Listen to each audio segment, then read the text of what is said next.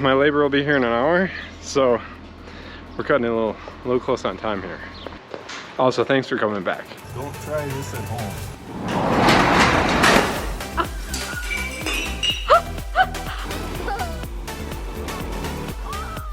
This is going on Rusty Judgment. Yeah.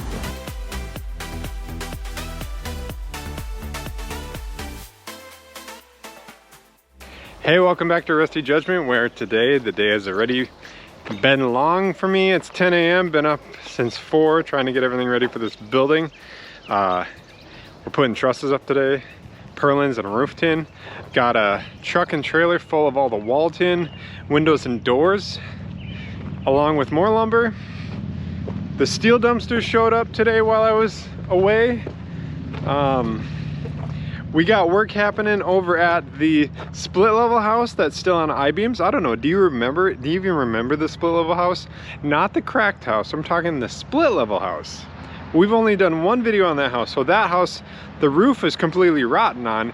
And right now today we got a crew over there stripping and re-roofing that house, resheeting the rotten sections. So we're gonna pop in over there for a quick minute and just see how rotten it was and how it's going. My labor, 3 extra guys are coming down today, and we're gonna get moving on this house. A lot of this is gonna be a time lapse because I have to be totally honest, I'm freaking out right now. I'm super stressed out.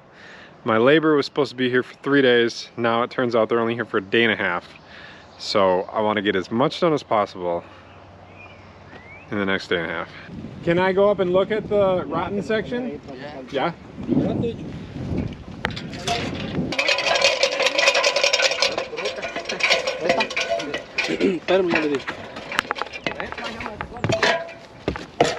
Oh, sorry.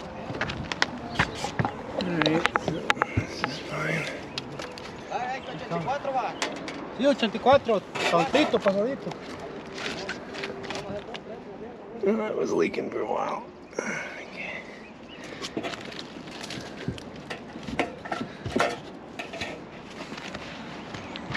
Cool.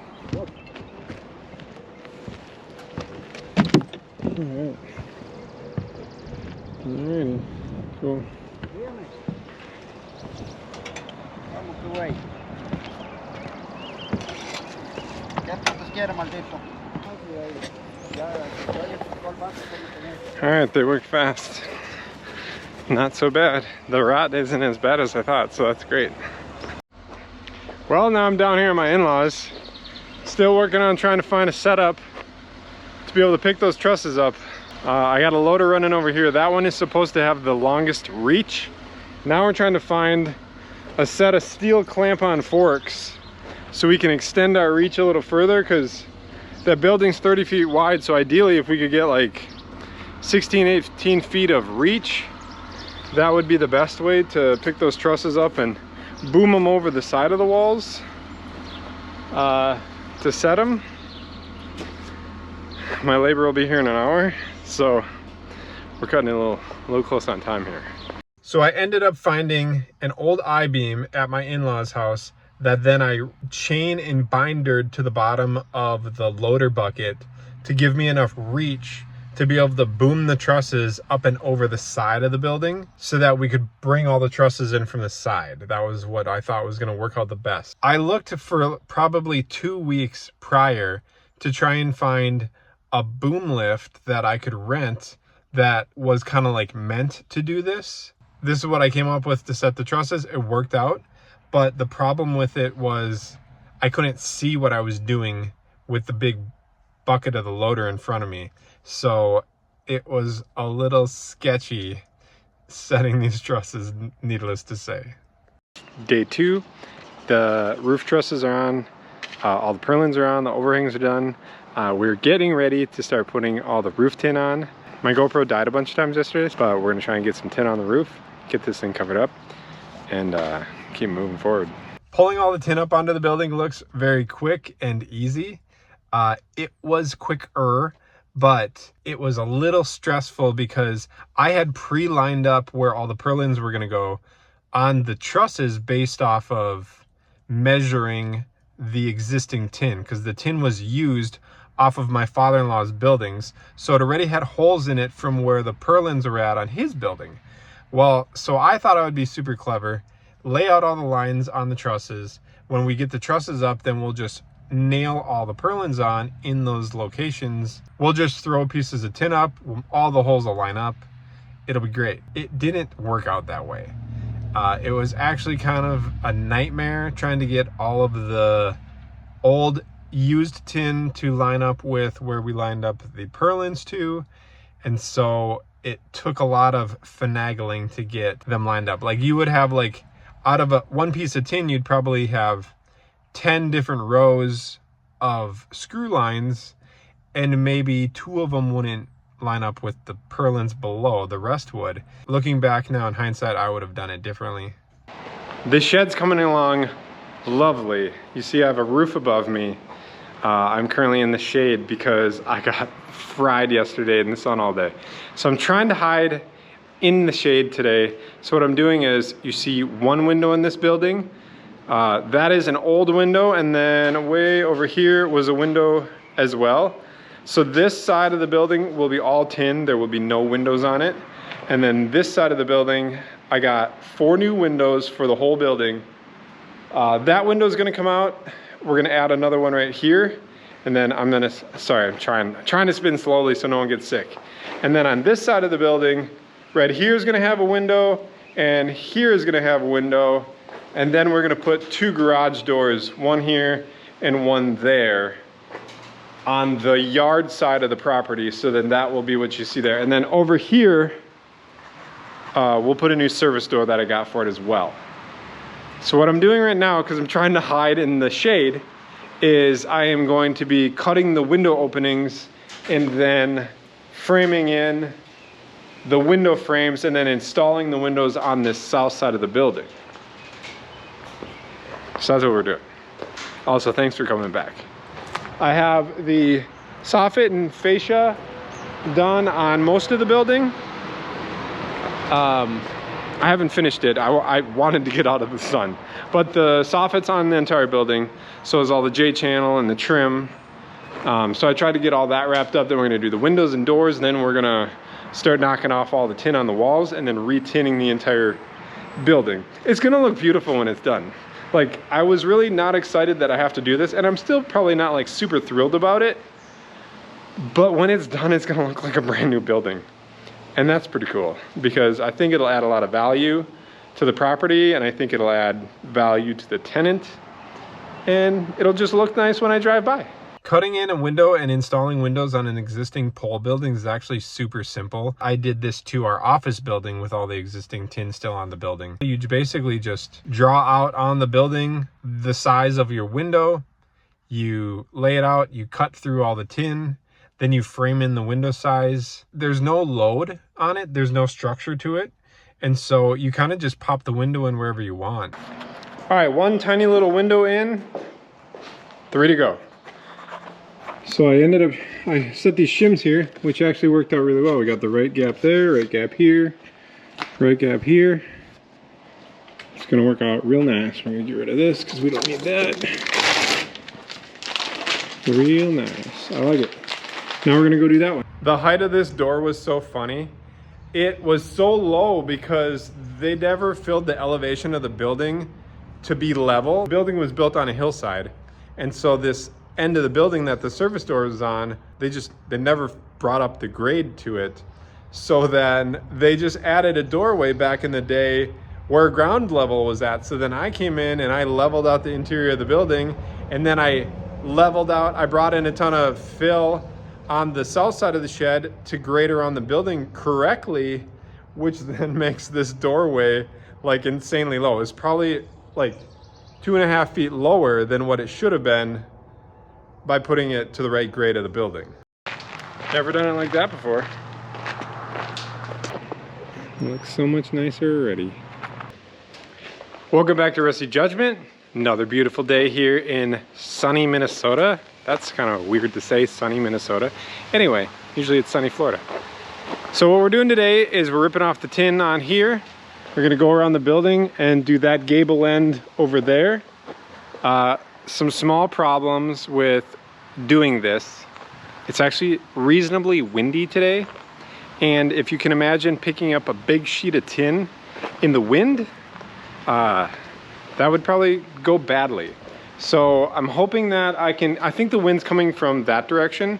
So I'm hoping I can kind of like barricade myself behind the building and work my way around this side and not have any sheets rip out of my hands from the wind.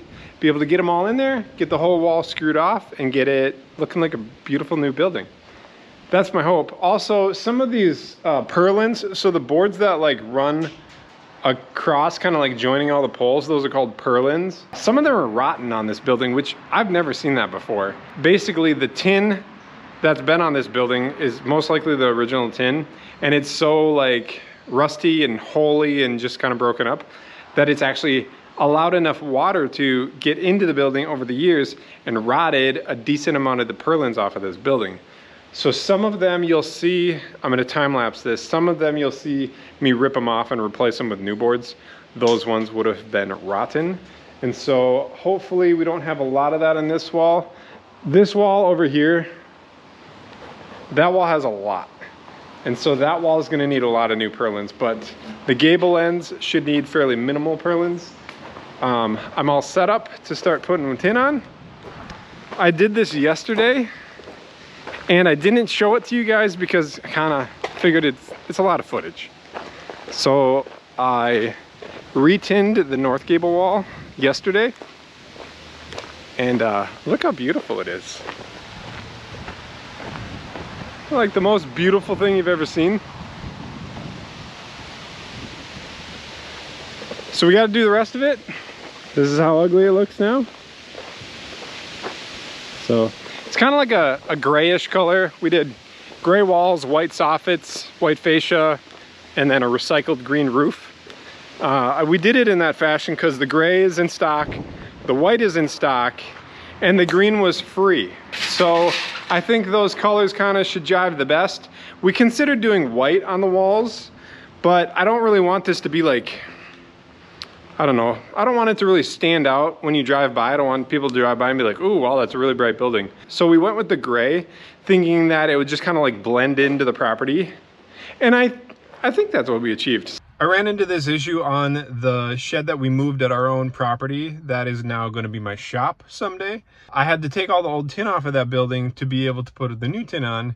And old tin, if you don't know, is nailed on. New tin is screwed on. So if it was newer tin, you would just unscrew the tin, you'd pull the sheets off, and then you could keep them nice and flat and even and stuff, or you would stack them up and sell them, or you'd recycle them. Well, on the old tin, it's all nailed on, so you kind of got to like either pry it off gently or sledgehammer it from the inside out to get it to pop off, which is what I did on our moved shed at our personal property. And so that's a lot of labor, and I was like, man, how do I do this faster? So I ended up taking the skid steer with the forks on it, and I went in from the inside and I just kept pushing on the tin in different locations and popping all the nail holes through the tin to get all the tin off. But then I ended up having to go back from the outside and hammer in all of the nails into the purlins so that I could have a nice flat surface to put the new tin onto, which made my arms about want to fall off. But it was way quicker and easier than what I did on our other building at home by hammering it out with a sledgehammer. So this was a much better idea. It gave me a break then too by using the skid steer to push all the tin out.